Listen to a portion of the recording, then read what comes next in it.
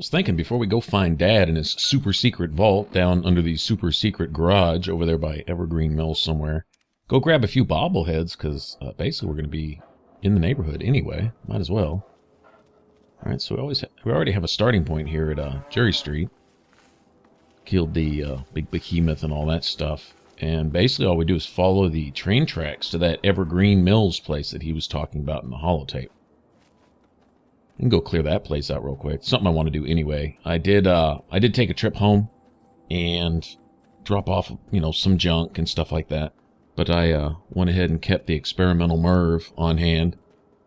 Something that I really like to do here, especially at nighttime. Conveniently, it's dark, so this ought to be pretty cool for a little light show.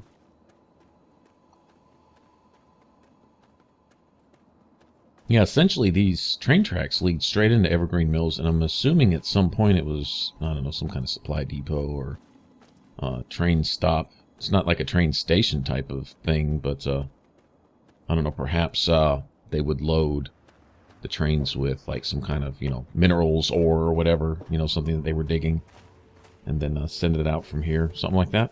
I don't know. I wonder if this place actually exists in real life. Come think of it. A wanderer without... It's my pleasure to offer hot death in a variety of exciting flavors. Take your pick. Yeah, this is some kind of industrial mining operation or something from the real world. I know they took real things, from real life and put them in the game. Of course, they scaled them down a lot. I mean, you're not going to walk across DC in a day, right? But still, a lot of the places are there, a lot of the nostalgia and the monuments and stuff like that. So did the same type of thing in New Vegas. There's actually a Prim, I believe, and there's actually a Good Springs, right? In fact, I've been seeing pictures on the forums and stuff of an actual general store that's there. Now, I don't know if they made it and modeled it after Fallout New Vegas, just for giggles, or vice versa, but it sure looks kind of similar. It's pretty cool, actually. Alright, so actually, I'm going to get up on the edge of the cliff here, but there will be a few guards around some catwalks right up front here, just to get a feel for how this place is set up. It's actually a pretty good little bunker thing they have going on here. It's basically one way in, one way out, for the most part. Although they do have themselves kind of situated in a bowl, so to speak. But if you do get up there on the ledges, which I'm about to, you can fire down on them, and they only have one way out, But they do have a retreat here also. Like I was saying, I don't know if it was a mining operation also at some point or whatever, but back in the main building there are tunnels and stuff that lead down into a raider. Oh, they've got their own little city going on down there, basically. Everything a raider could ask for. Stripper poles, bars, and, well, that's all they really need, right? So, anyway, we'll see all that in a minute.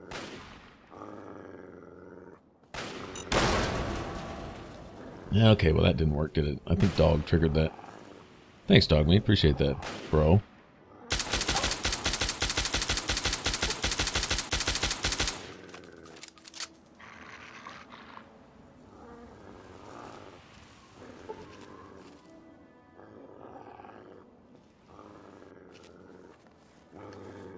Alright, I really don't want to have to chase this dude around for the next 10 minutes.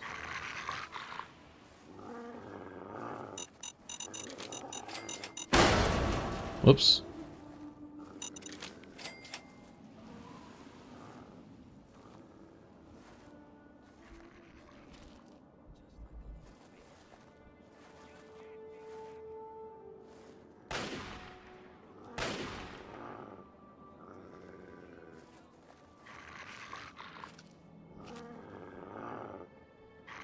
There we go.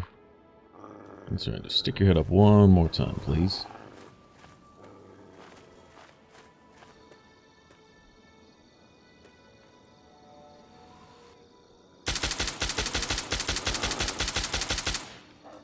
There we go. Got him out of the way.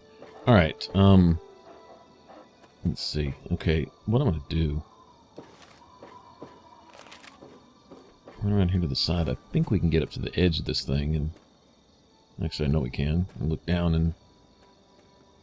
Go ahead and pull out the MIRV. Since it's nice and dark, we ought to get a decent little light show here. Depends on how far the bombs spread out. But however many nukes this thing shoots off, it shoots them all off at once. I love this thing. Very cool.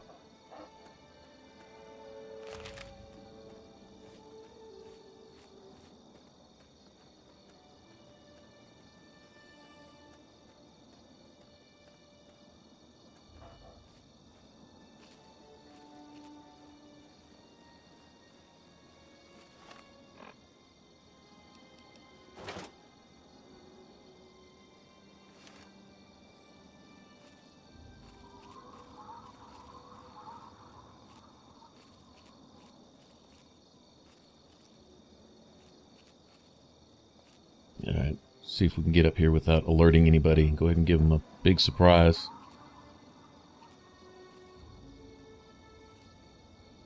It's pretty cool. You have a whole, like, complex down here.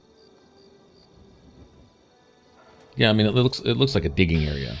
Where they did some digging or something. You know, big mining operation or something.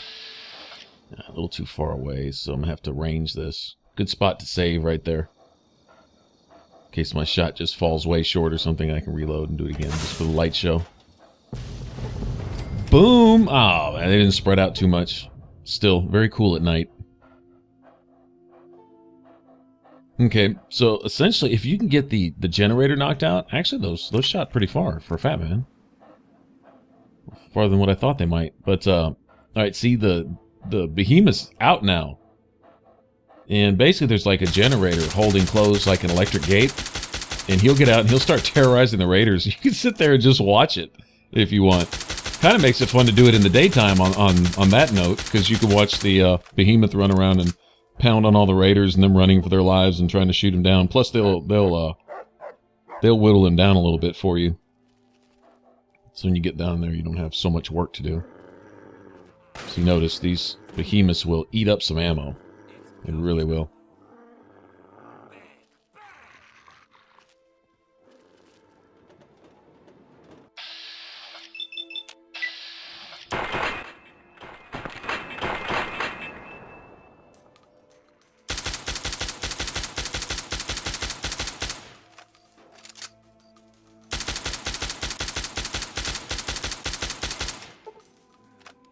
Boom.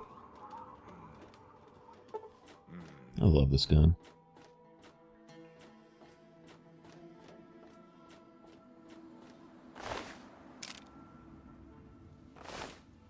Now, if nothing else, this trip right here will net us a lot of stuff. Lots of guns, probably a decent amount of ammo, all the good stuff. There's actually a bobblehead, too. I think the barter, I believe.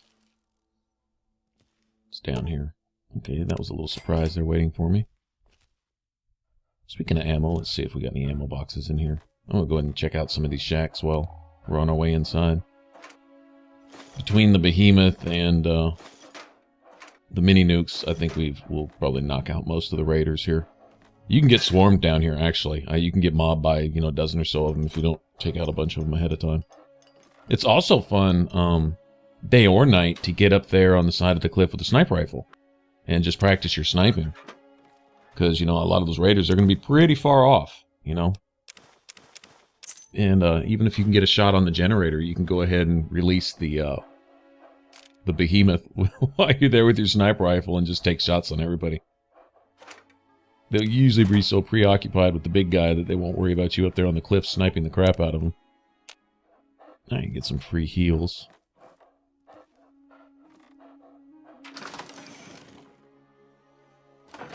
There's a few freebies right there.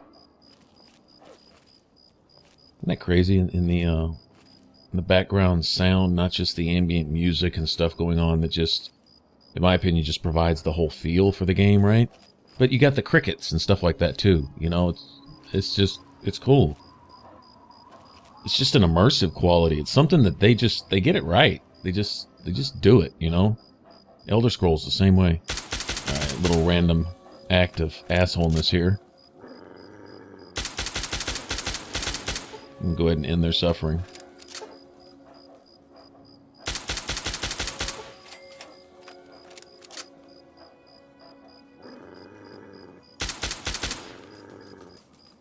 Yeah, he's almost dead. Oh, wow. Okay, the Raider's been doing some work on him. Well, it's better than them doing work on me, I guess.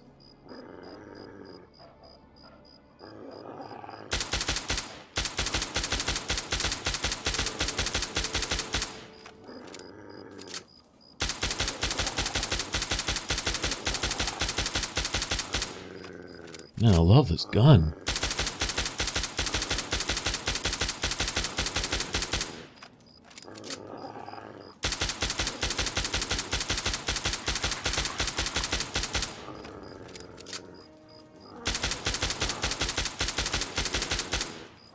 Good deal.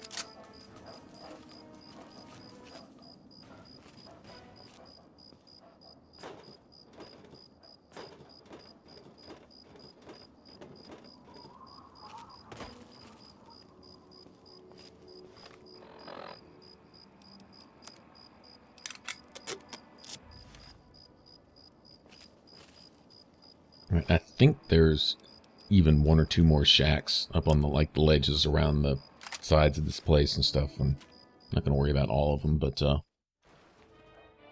is some ammo and stuff to be gotten here, so might as well grab it.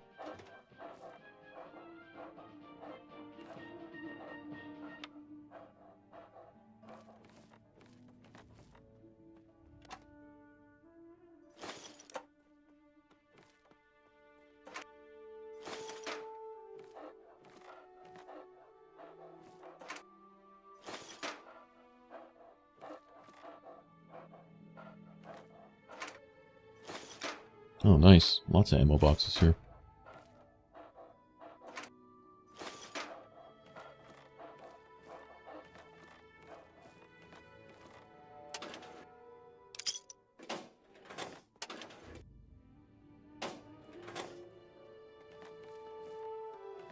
Once we get inside, though, that's where the real loot's at. I mean, seriously.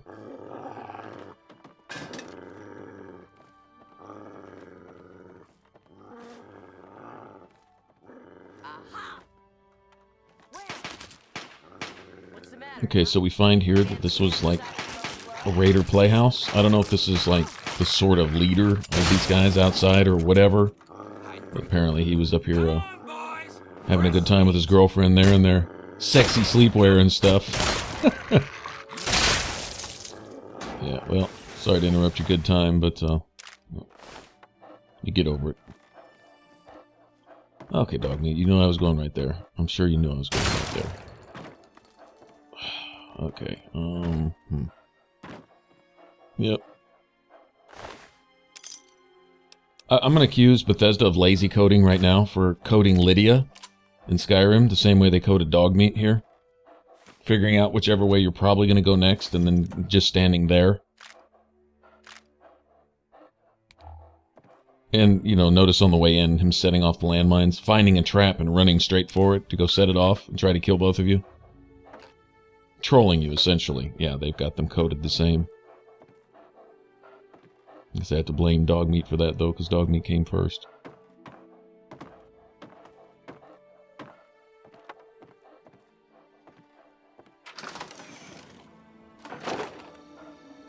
Alright, so enough exploring shacks. Let's go ahead and get in the main building.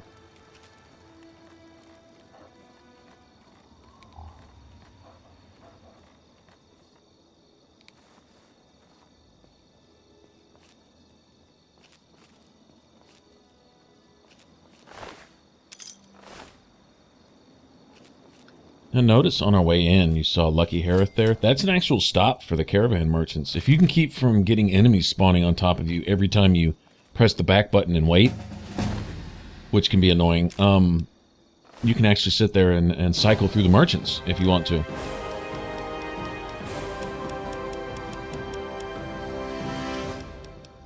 Alright, so anyway, having gotten, better criticals, right? That's like my key one favorite perk. After that, I'll get like Demolition Expert. I'll go ahead and finish that off at some point.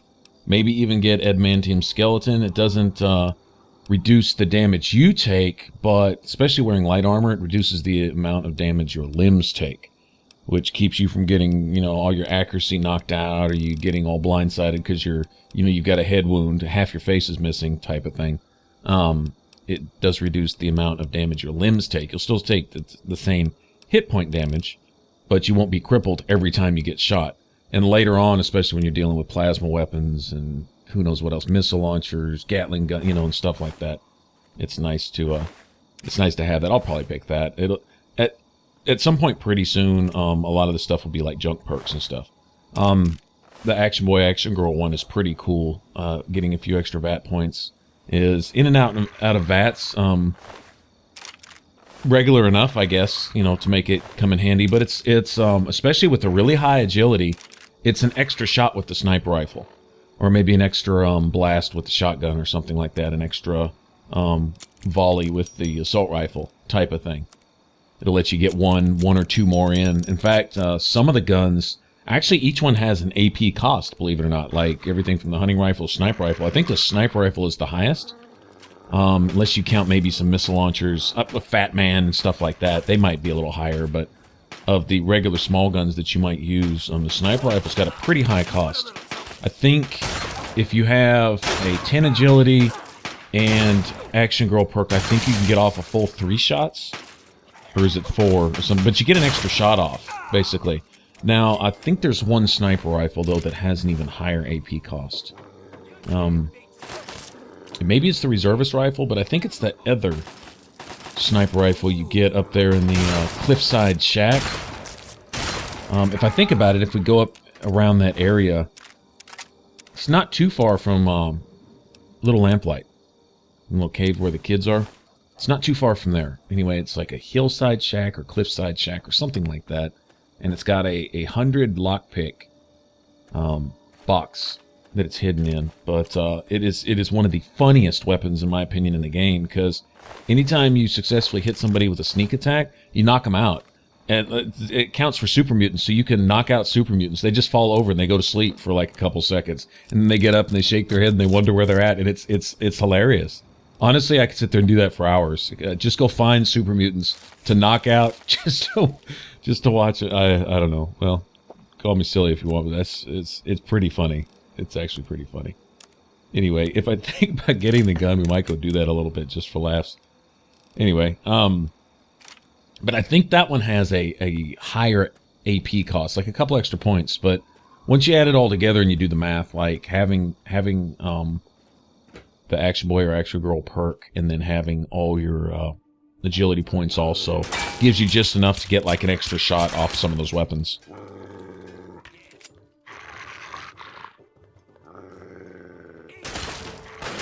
Alright, looks like we're getting ambushed as soon as we walk in the door. That's nice.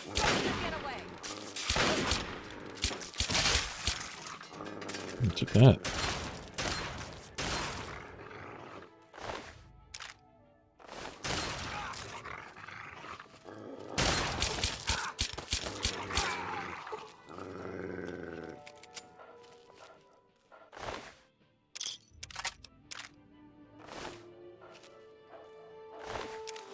Should probably start taking some armor, repair my own stuff with, right?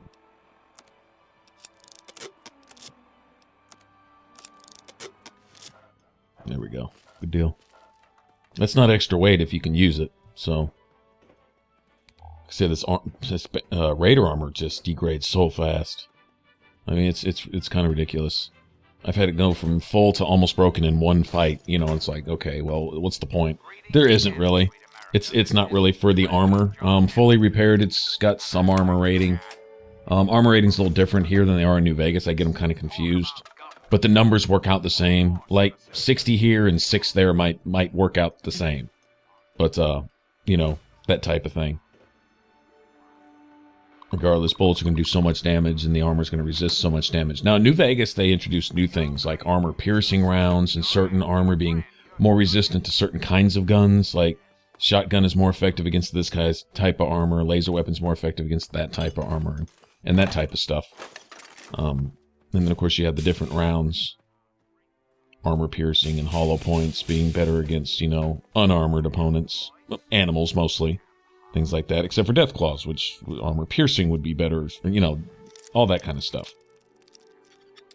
I'm hoping a lot of that stuff is in play in Fallout 4. It looked like they have a lot different mechanics involved there.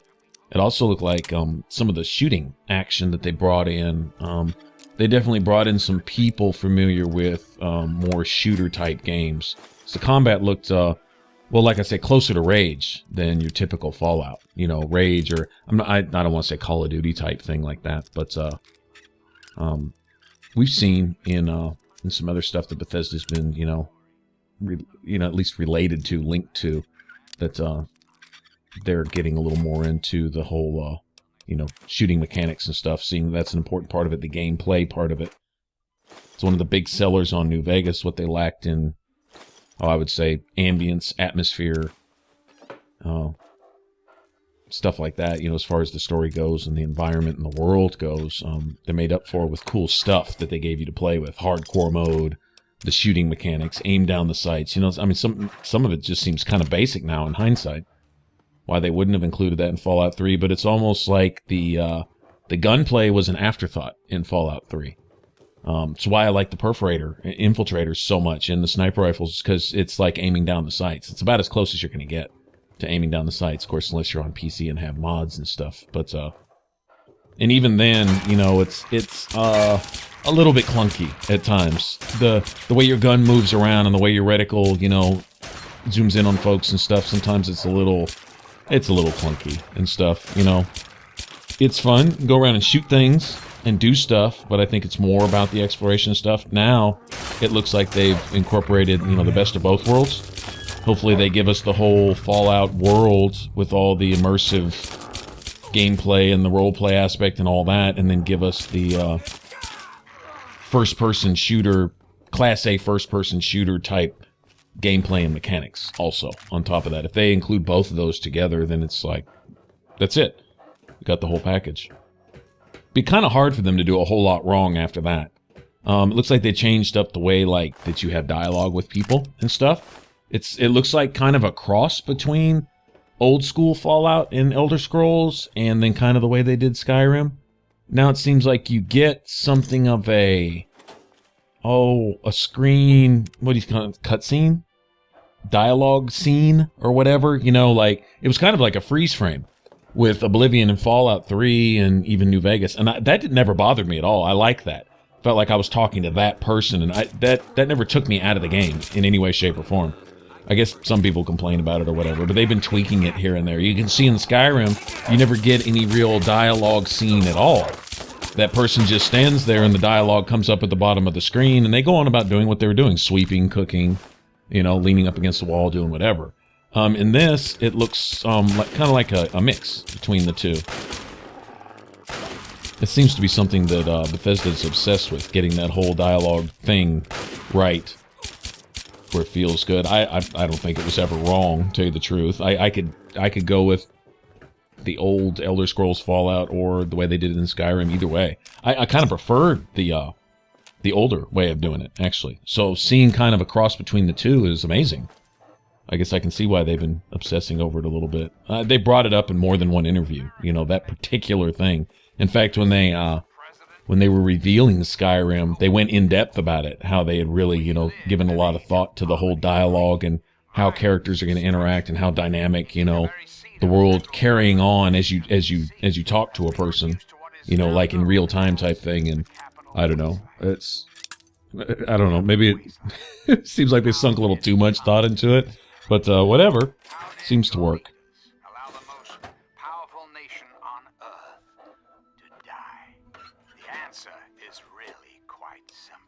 But anyway, looking at the cross they did with it, like what Mr. Howard was saying when your character in the showcase was talking to the robot, the robot kind of centered himself on your screen, right? He was still there, things still going on in the background, which was cool, dynamic, right?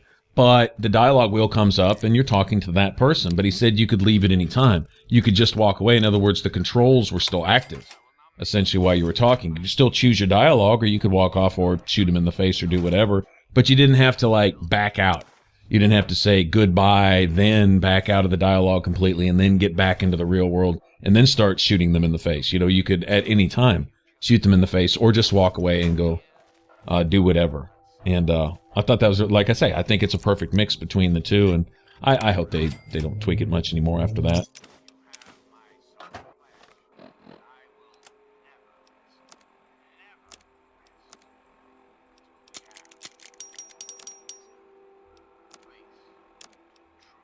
This is the best way to get rid of weight. Don't drop stuff, just fix stuff.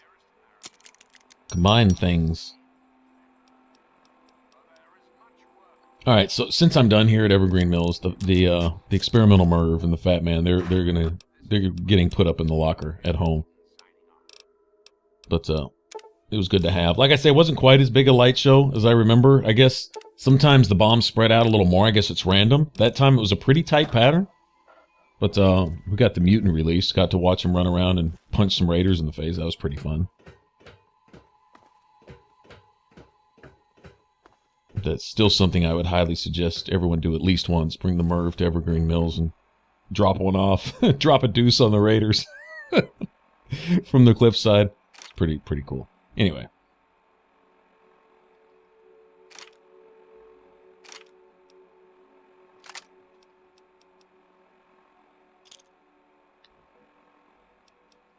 Yeah, sorry about this, guys. Sorting things out. I'll be pretty much set on weapons here in a second. I'm about to get the terrible shotgun, which is one of my favorite weapons in the game. Probably my second or third favorite gun. And it's right there. Definitely my favorite short-range weapon. And then, of course, we have my perforator, obviously. I've gone on and on about that. And then sniper rifle. Like I said, I think I will get up there into that old hillside shack or whatever that thing's called and go grab that sniper rifle at some point. I think, you know, it's not all that far from Arafu when we go to get the repair bobblehead. That is something I actually sometimes do in my playthroughs when I'm over in this side, because Arafu is basically north, but it's far north of where we're at. It's a bit of a walk, it really is. But in between here and there is the sneak bobblehead, which we probably are going to get right now, because it's like much closer to where we're at now than Arafu is. But you know, it's kind of like, well, while I'm walking north, might as well just go all the way up to Arafu, go ahead and get all that stuff started. Maybe even get down there in the train station with the quest that whole thing leads to with the cannibal vampires and all that other stuff. But I don't know if we'll go get the vampire perk and go deal with everybody in Moresti Station. It's kind of tedious. It's kind of a tedious quest because you talk to this person, to talk to that person, go back and talk to this person, pass 13 speech checks just to get your stupid vampire perk, unless you go do this and this and this and this and that, and still may not get it. And you know, I'm not all that personally worried about it. But the vampire perk, essentially what it does is it allows you to use blood packs as stim packs, sort of. It's not really an issue. Stim packs are fine with me. I'm getting along just fine with them. I don't really need anything. Really? Dog meat? Are you serious? How do you block the whole fucking bar? The whole thing. Wow. Amazing troll blocking. Wow. Just awesome. Anyway,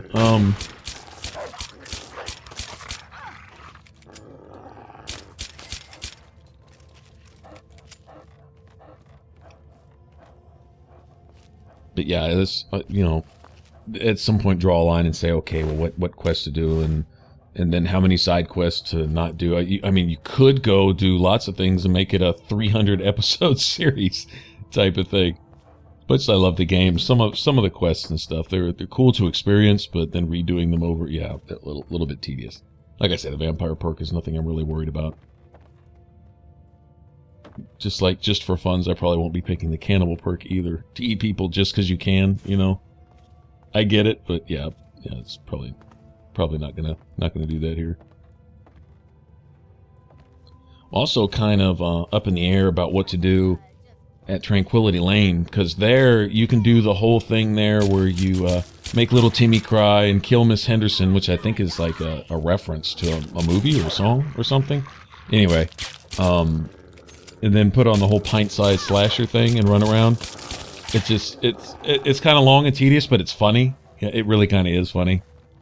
But then you have the whole do the E.T. not E.T. but Close Encounters of a Third Kind music type thing on the stuff to get the failsafe program. Anyway, we'll see when we get there. That's probably what I'm going to do. It's much faster.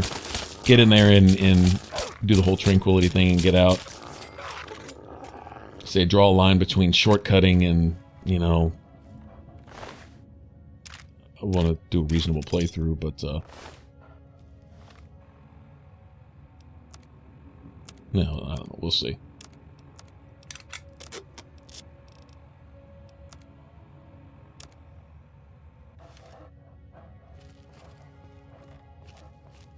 All right. There he is, Smiling Jack. Hey, dude. Nice gun, bro.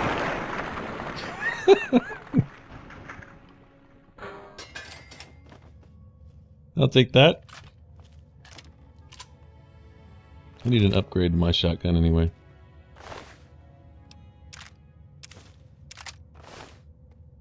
I don't think it's something you can pickpocket off him either. I think you have to kill him for it. Maybe you can. You might be able to pickpocket the terrible shotgun off him. It's possible. I don't know. I don't know if it is or not. Too late now. Doesn't really matter. Anyway, I wanted his key so I can get in here into his locker and get all of his ammo.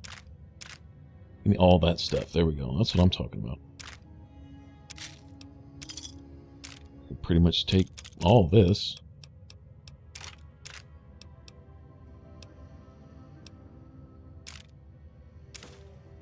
Some stuff that I can trade to the outcast guy.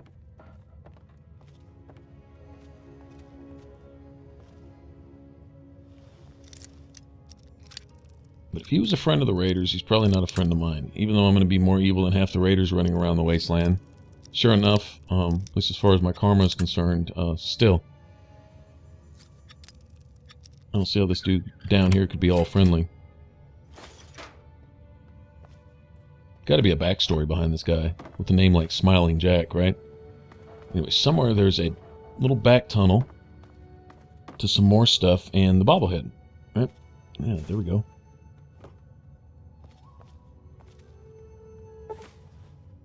See, I wonder with him being a friendly merchant, at some point, if there's something you can do during the course of the game to befriend these raiders to where they don't mess with you, to where you can kind of come and go at Evergreen Mills as you please. You probably have to keep a very evil karma or something to do it, you know, if that were possible. I don't know. Something I've never really worked around in the game, personally. You'd think, I mean, if he's a merchant down here that you can actually buy and sell from, then there's got to be a way to get down here without having to molest all the raiders on the way. Or is it a matter of clearing out all the raiders and then he's kind of left here and now he's got this place for himself and he's cool with that? Maybe that's the case. Either way, it's got to be some story to it or something. I don't know. Doesn't matter. As far as I'm concerned, the whole place is cleaned out now. I got my bobblehead and my terrible shotgun. I probably won't be coming back here anytime soon. Although, see, they did have their pool table set up, a couple bars, some stripper poles, and they're set, right? Yeah, see? Stripper poles. I'm serious. Yeah, they were living the high life down here, and they had their own little base operations. Weren't too many people probably going to come mess with them here, either. Actually, with the slaver pens outside... this is their own version of a railroad, I guess. This is where they helped, Paradise Falls stay stocked with slaves, I guess. And then Paradise Falls would in turn send them north to the pit. Through the train tunnel. I'm guessing that's pretty much how it went. Like Werner said, the reason you don't see a lot of slaves around, you see slavers taking slaves, but you don't see any of the slaves around here is because essentially they've all been sent to the pit. Asher up there working his little operation, trying to get his city going to where that won't be a necessity someday. And in fact, instead of enslaving people to go there at some point, people will be willingly going to the pit to find a place of refuge. That would be my guess. At least that's, I think, what Asher envisioned up there.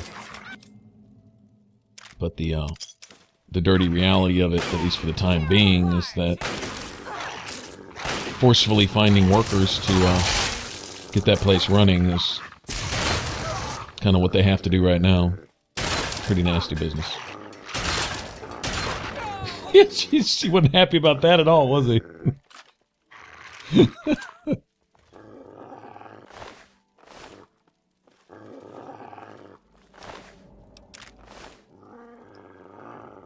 Oh, the one cuss word that just fits all situations and all circumstance, right? Sometimes just a well-placed fuck is just needed, you know?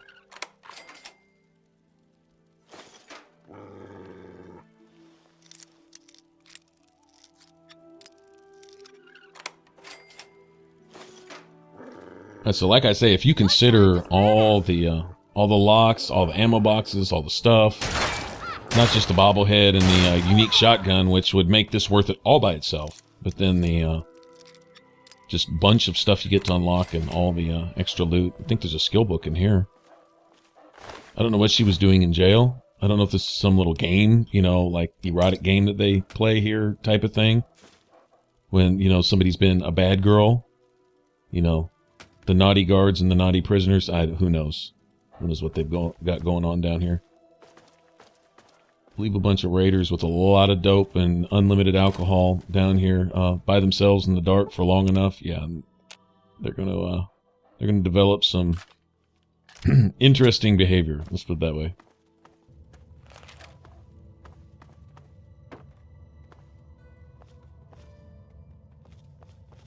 All right, let's get out of here, man. I've looted the place. Looted the place enough for me, anyway. I'm good. Got my shotgun, a few extra barter points. We've got 10 points of speech coming from Paradise Falls when we get there. And then another 10 if we want to go to Oasis and talk to, what is her name? Little U, I think? Little U branch or something. Anyway, they all name each other's after branches and twigs and trees and bushes and crap. So, whatever they call it, it's a little girl there, and she gives you her little teddy bear after you take care of Harold, who also gives you basically a free toughness perk. She gives you that, and it's another free 10 points of speech. It's a hidden bobblehead, essentially. I mean, I know it's a teddy bear, but anything that gives you 10 points in a skill, that's a bobblehead. So, it's like a bonus one in the game. Don't know if we'll get around to getting that or not. Probably so. We'll wander up to Oasis. I mean, we've got the coordinates for it now. Yeah, see, this is what we'd have met coming in. There's more hidden mines in the dark. But, I think we've pretty much cleared out all the raiders. Like I said, there's probably another shack or two and probably some other stuff we could go loot here. I don't believe anybody ever respawns here, though. Like, even, like days and months later in game time, I don't think anyone will ever be here if we were to come back. I think you can actually come and go as you please. So I guess that is what's designed for that trader, is once you clear out the raiders, if you decide to let that trader live, it's a lot of loading screens and it's pretty tedious getting to him. But there you have it. Now this, I wish that wasn't there. The Aquafina or Aquapura or whatever. Yeah, that's not supposed to be there yet. I think that's a bug. That's DLC stuff that's in place before the events that bring it about happen.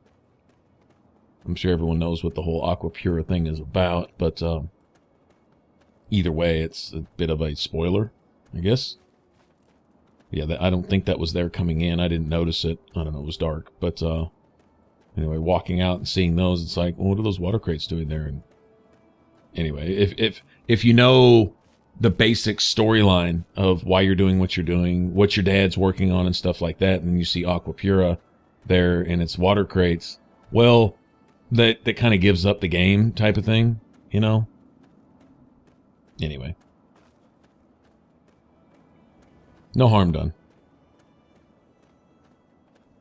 We'll just studiously ignore those crates and pretend they weren't there. How about that?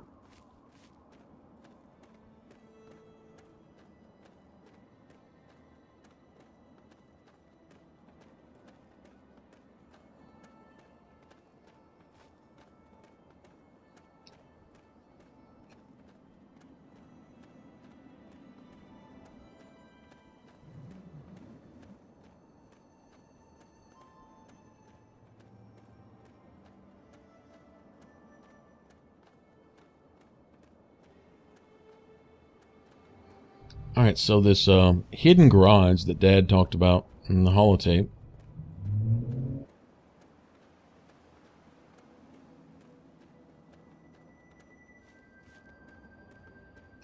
It's right up along here somewhere, and then essentially that's a good marker. In fact, we'll just go discover it, and then we'll have a place to get back to. But from there, there's like 2 other bobbleheads that are all within, oh geez, shouting distance, really. And so here it is, Smith Casey's garage, just way out here, just all by itself. We're not too far location-wise from Tenpenny Tower and all that. We'll run down there. There are actually a few skill books and stuff scattered around Tenpenny. And the Lucky Shades, if you're inclined to grab those and wear those. They're in kind of like a little store, gas station type place. Yeah, terrible shotgun is much more effective. It's not always a 2-shotter on Yaguai, but it's more effective, definitely. I don't know if it has a tighter pattern, more pellets are hitting or something, but or it's just, you know, just a much stronger base damage, whatever. All I know is a lot fewer rounds, and that means the gun's not going to break as fast. Alright, so anyway, from Smith Casey, to get this is probably the hardest to find bobblehead if you don't know where it's at. Is make a straight western beeline from Smith Casey's garage, and I mean walk straight west.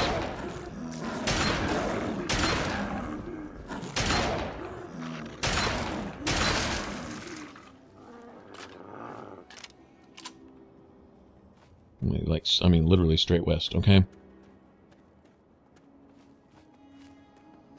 And there's no real landmarks, per se. I don't know if you see something. Say if for any reason you're paying attention to this to actually see where it's at. This is the unarmed bobblehead.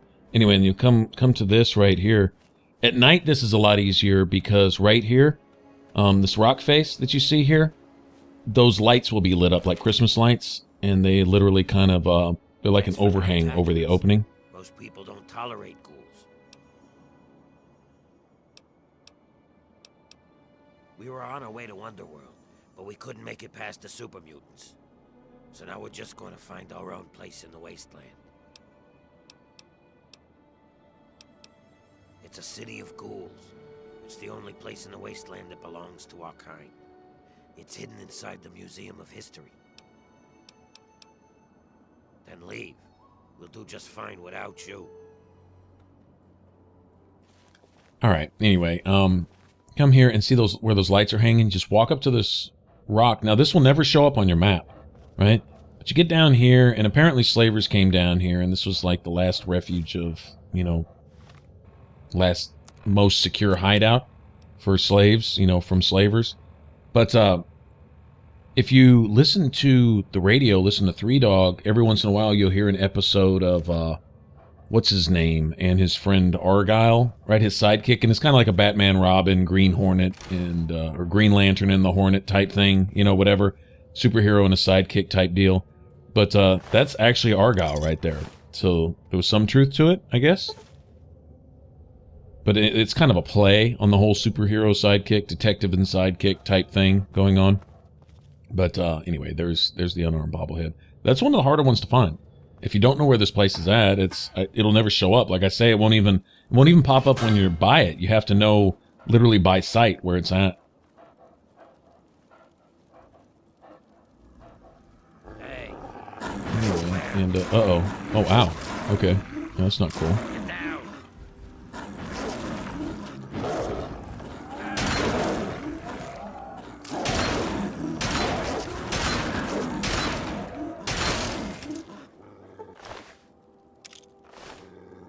Teach you to mess with me. Oh, well. Poor guy. Well, that's what you get for hanging around out in the open.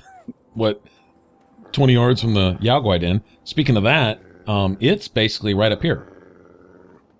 Okay, and it does show up as a map marker. The Yaguai tunnels, Yaguai Den. And that's where the sneak bobblehead is. I'm going to go ahead and grab that while I'm here, too. A little extra sneak never hurt. And we got a new buddy.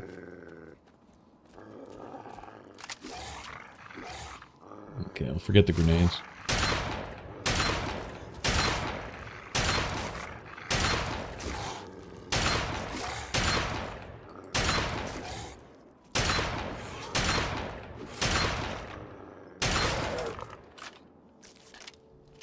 This thing is a Deathclaw killer.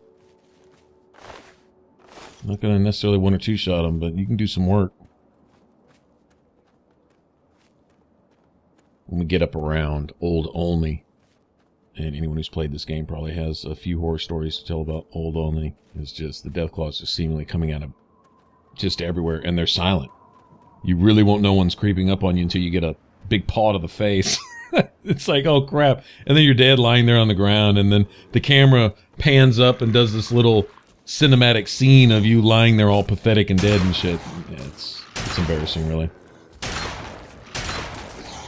Olney's just bad about that. Especially when you get underground, too. They did a really cool job with these things. Made them just silent killers, man. And see, each one of those hits right there would take anywhere from 1/3 to 3/4 of my health, depending. And, you know, if it takes 20 shots to kill this guy or whatever, ain't no way I'm going to be able to kill him before he kills me. It's just not going to happen. Not, you know, just in a straight-up toe-to-toe fight, obviously. Have to do a lot of other stuff. Kiting isn't really going to work either, necessarily. Although there's something to be said for circling. At some point, he's going to do that jump, double-arm sweep thing, and it's just, yeah. His hitbox is big enough where that'll pretty much do you in right there. You can see I'm kind of loosely heading towards this map marker here. Basically headed straight forward. You kind of have to maneuver in through these rocks and stuff, but that should be, if I remember right, if my memory serves me correctly, the Yaoguai tunnels. And it is. Look at that. How about that? How about memory serving you correctly? But notice, like, we got the Barter Bobblehead, and then went and found Smith Casey's garage, and then about the same distance in the other direction as Evergreen Mills was from the east, same distance to the west as the Ruckopolis, where we found the Unarmed, right? And then about the same distance north here is this, a Stealth Bobblehead and Sneak. And then quite a bit farther north from here is Arafu, and we could go grab the repair one. Normally, if I was playing on my own, I just would. I'd just go grab it and come back. But for the sake of the time of this, I think it'll work out just right if we just grab this real quick, run out, and then I'll fast travel back to the garage. We'll go ahead and go ahead and find Dad, follow up on those clues, and then from there we'll, I guess, follow out a bit of the main story. Go ahead and progress that a bit. Kind of get into a new part of the game where the a new enemy becomes more present in the wasteland. Start to do some different stuff.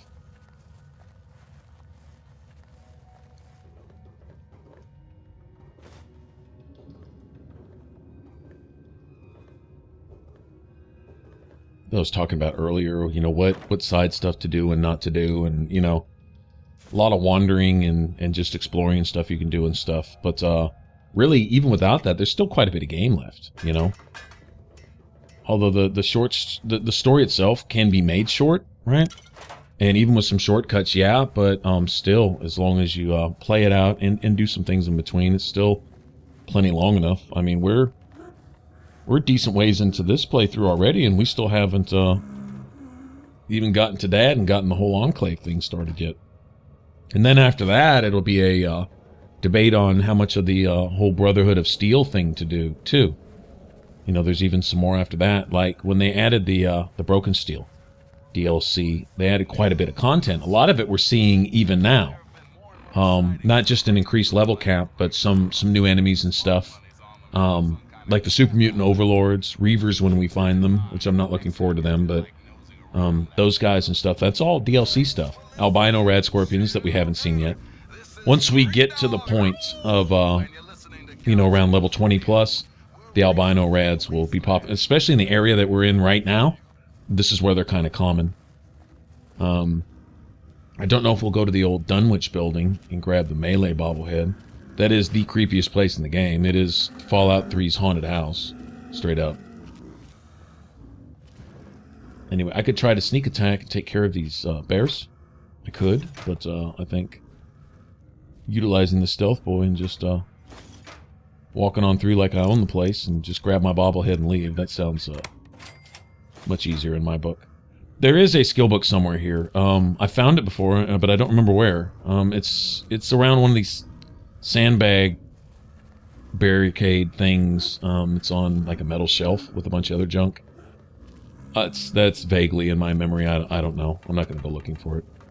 I think it's a it's either energy weapons or repair. It's one of those two. I think it might be a book of medicine. It's possible. I don't know. I don't remember. Anyway, so we get here to the actual den itself, and then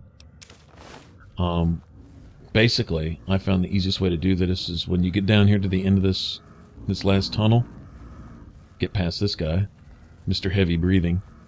There'll be an option to kind of go once you. This is like the main cavern area. Kind of go leftward, more or less, and there'll be some metal shelves, and I think I went too leftward there. Yeah.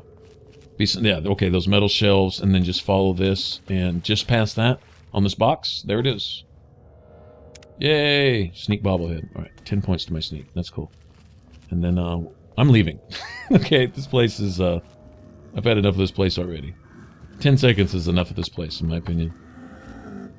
Only so much of all that heavy breathing that I can take.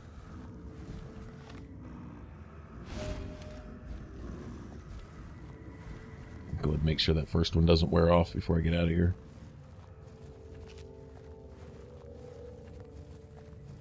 Actually, the Yaoguai are one of those enemies that they kind of act like they just more or less want to be left alone. I mean, occasionally they'll just get all aggressive and stuff, but a lot of times you just see them laying around, you know, doing the bear thing. Just laying, chilling, trying to take a nap. I guess they feel that anyone within 100 miles of them is trying to interrupt their naps, and that just pisses them off, and so they get all aggressive and stuff. But for the most part, it seems like they're just trying to chill. I don't know. I don't dislike them near as much as death claws or mole rats, honestly.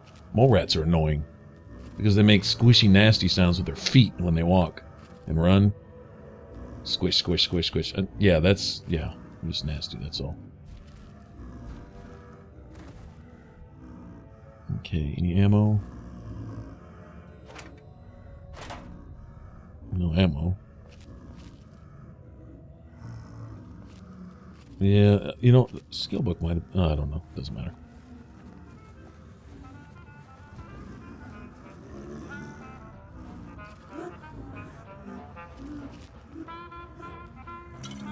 Alright. Get a little taste of the jams. It's nice that we fixed the radio station. They can hear it literally everywhere, even down here in the caves, right? GNR is getting everywhere now. He wasn't lying when he said that dish would make a difference. Oh, there is this spot. Let's see. Let's see if I can find it. Wait, no, not right here. It's just some ammo, though. I'll definitely take this. Hopefully turning on my light won't attract every friggin' bear in the whole cave.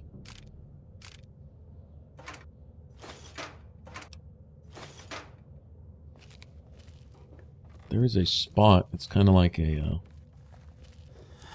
hidden little... Well, it's like a hidey hole for somebody.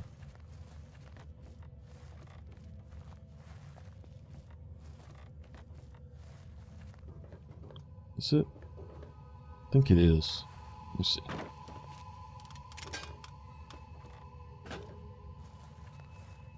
Behind these bags, is this it? Yeah, it is. There we go. Okay, I think one of these serves as a weapons locker type thing. Some other random stuff back here, but oh well, nothing real impressive, but oh well, there you have it. You should at least have a chance on finding something nice. Some people might like the sawed-off shotgun. I can't stand the thing. It's annoying. You get essentially one shot. I know it's 2 rounds, but basically one shot, and then you reload for 20 minutes, and then it does no damage, in my opinion, and I just can't stand the thing. It's worth money, though. For some reason, it's worth a decent amount of caps, considering. It's the default weapon for Clover. Also, and she seems to do all right with it. She gets by, sort of. Never runs out of ammo for the thing, which is nice. Be cool if she could share some of that unlimited shotgun shell bag that she's got with me, but yeah. All right, there's a little military base just up the road over there. Looks like might be getting into it with some outcast guys. I don't know. All right, but anyway, here's the garage, and we'll go in here and we'll go try to find Dad on the next one. How does that sound? All right, thanks for watching. If you want to subscribe, click that button up top, and for the rest of this Let's Play up to this point, click that image there in the middle, and I will catch you guys in the next one. Y'all take care. Bye-bye.